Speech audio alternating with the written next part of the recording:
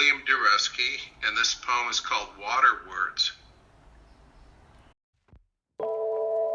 Learning the speech of the river means listening at night, so sunlight flaking on ripples doesn't distract from the sifting of pebbles and silt at the sigh of weeds dancing in shallows. I learned my first words fishing in the Scandic, brown cords lacing the fluster of panfish and crawdads. Later, sailing the Connecticut, I heard the whole gravel bottom roar. An exclamatory island loomed. Translating insidious tones into language takes great effort. Most of my lazy life passed before I settled on this grassy bay and put down a taproot to anchor my carcass in case of flood. But this is a season of drought, and the river mumbling to itself has foregone all its pageantry and offers a simplified profile. It hasn't muted, though. Its voice is distinct as a brass carillon. I learned the river words for angst and fever and hungry for fish. I also hear a gasp, a whirlpool that can almost be my name. No festivals this year, the crimes against humanity too grave, too embellished in the sky. Nothing in nature knows me, so the river couldn't possibly enunciate my 7 syllables unless they mean the same thing as embrace the flow and drown.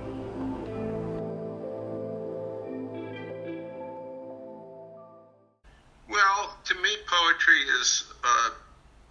seems a natural way of explaining the world, which is a very complex place. And poetry can offer such a wide variety of ways of interacting, that is my mind interacting with the things that I see and hear and smell and think about and so on. It just seems to me it seems like a natural way of dealing with the world.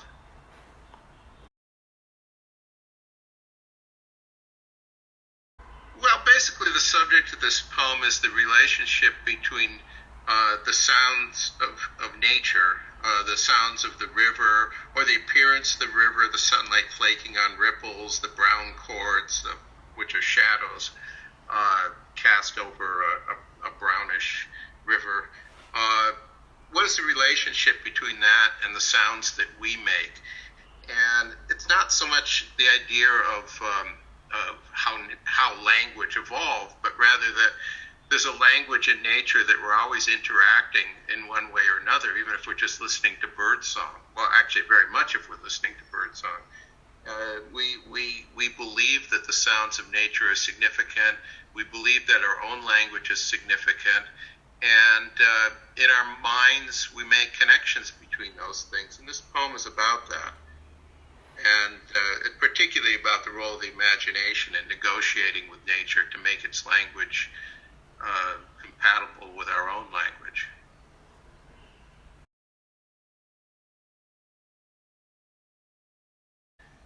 Well, yeah, for me the process of writing a poem is always one of association. I usually start with some image in mind or something, some statement, some observation, and then I do a bit of free association with it, and I go down the page until I come to some kind of a conclusion, and then I spend a heck of a lot of time rewriting it to try to make some reasonable order out of it. I don't plan a poem ahead. I follow my instincts. So it's really just a process of putting one word after another and try to do that in an interesting way. That said, I do write in form. This poem, like many of my poems, is written in accentual verse. That's the basic line is 7 to 9 syllables, and it has at least 3 stressed syllables in it. And it's a form that's a form of meter that has been around as long as the English language has been around. It's related all the way back down to Anglo-Saxon verse, which was basically accentual verse. And it differs from accentual syllabic verse in that it's not written in fixed feet. The feet there are feet in it.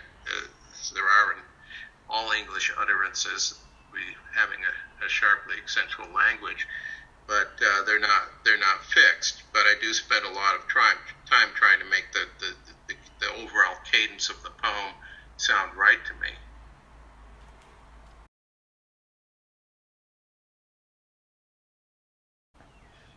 Well, the tip would be to relax and remember that when you sit down to write, you're writing a first draft. And you can throw anything into it with the knowledge that later on you can take anything out that you don't think belongs there. I think people, I taught poetry for many, many, many years. And what I saw was that students very often over-determined their poem. They thought they had to sit down and write something that was very narrow in which everything related to everything else. And I would say you can't be sure of how things relate to everything else until you put it down on paper and think about it. And it's always easy, you never look at a poem as, or anything you write as being sacred. You put it down, you can change it. And you should be very happy and enjoy doing it. I've learned to really enjoy rewriting extensively. And, last week I wrote a poem that in the first draft I thought was pretty terrible. And I put it aside. And then suddenly I saw that all I had to do was change the order of the parts. And when I did, everything kind of clicked into place. And I thought, that was really pretty easy, but the difference is just amazing. It went from being something I really thought was pretty crappy to something I thought was almost not so bad. So.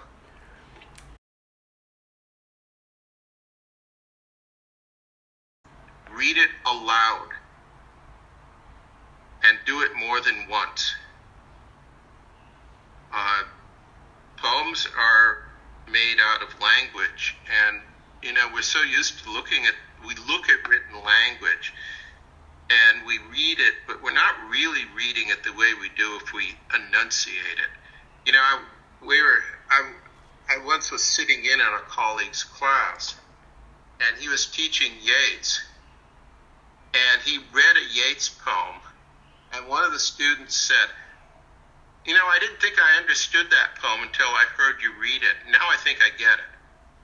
And I thought, yeah. It doesn't always work because there are some poets who work strictly for the eye. But, I think you should plan on reading a poem several times.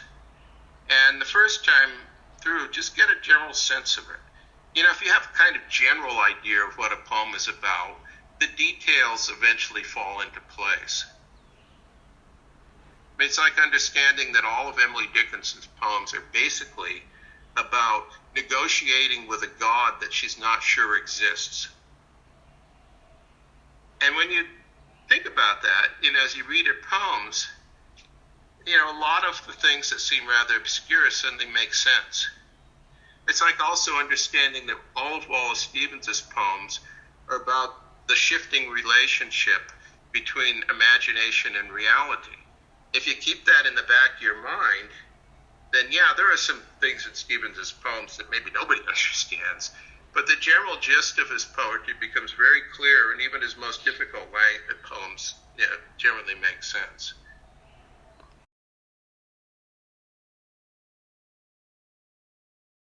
Well, since I mentioned Wallace Stevens, I will say one of my favorite poems, and a poem I've always taken as exemplary, is The Man on the Dump. And I think The Man on the Dump is wonderful because not only does it have this immense catalog, well, not very immense, but, several verse paragraphs of catalogs of things that you find at the dump and so on. But in the end, we realize that this is building up a kind of passion. That this is not an emotionless list. That with Stevens in writing this felt something about all these things, and he brings it out. And I think that kind of argument in imagery is the key to the lyric poem. It's what Keats always said, that a poem should make its argument through images. Because poetry is, basically working with the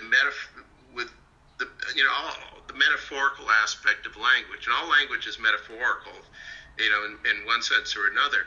But the poet should bring metaphors together in such a way that they build up and add up to something more than they do individually. And Stevens is an absolute master of that. And The Man on the Dump is a very perfect poem for doing it the way it does it.